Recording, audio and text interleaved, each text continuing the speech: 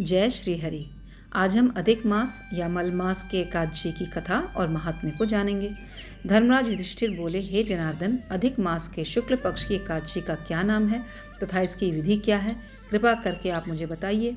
श्री भगवान बोले, हे राजन, अधिक मास में शुक्ल पक्ष में जो एकादशी आती है वह पद्मिनी या कमला एकादशी कहलाती है।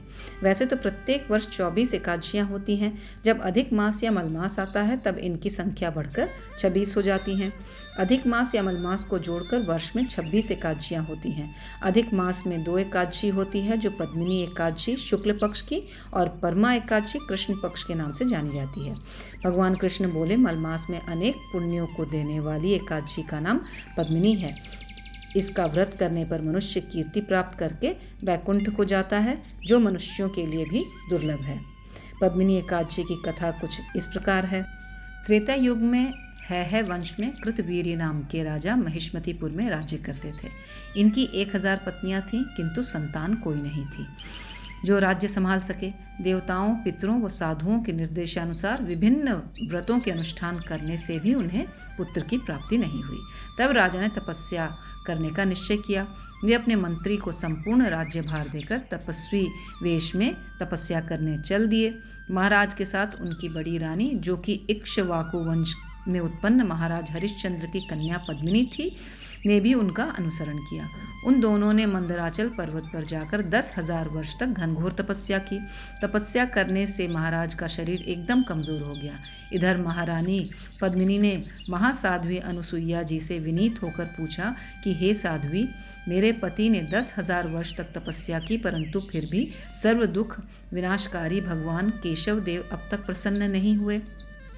आप कृपा करके मुझे किसी ऐसे व्रत का उद्देश्य दीजिए कि जिसके पालन करने से भगवान श्रीहरि प्रसन्न हो जाएं एवं हमें राज चक्रवर्ती की तरह कीर्तिमान श्रेष्ठ पुत्र की प्राप्ति हो सके। पतिपरायण साध्वी अनुसुईया रानी पद्मिनी की प्रार्थना सुनकर बड़ी प्रसन्न हुई एवं रानी से बोली, 32 महीने बाद एक बार अधिक मास आता है। इस महीने में पद्मिनी एवं परमा नाम की 2 एकादशियाँ आती हैं। इन एकादशियों के व्रत का पालन करने पर पुत्रदाता भगवान बहुत शीघ्र प्रसन्न होते हैं। अनुसुईया देवी जी की कथानुसार रानी पद्मिनी ने विधि पूर्वक एकादशी व्रत का पालन किया। तब भगवान केशव देव गरुड़ पर सवार होकर रानी के समीप आए और उन्होंने रानी से वरदान मांगने के लिए कहा।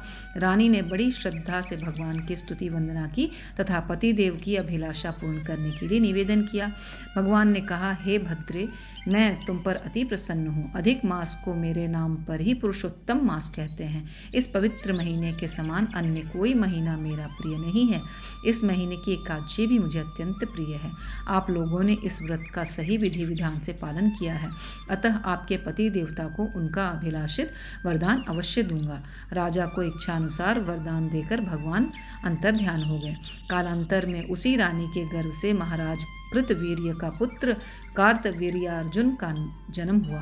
तीनों लोकों में कार्तवीर्यार्जुन के समान कोई बलवान नहीं था।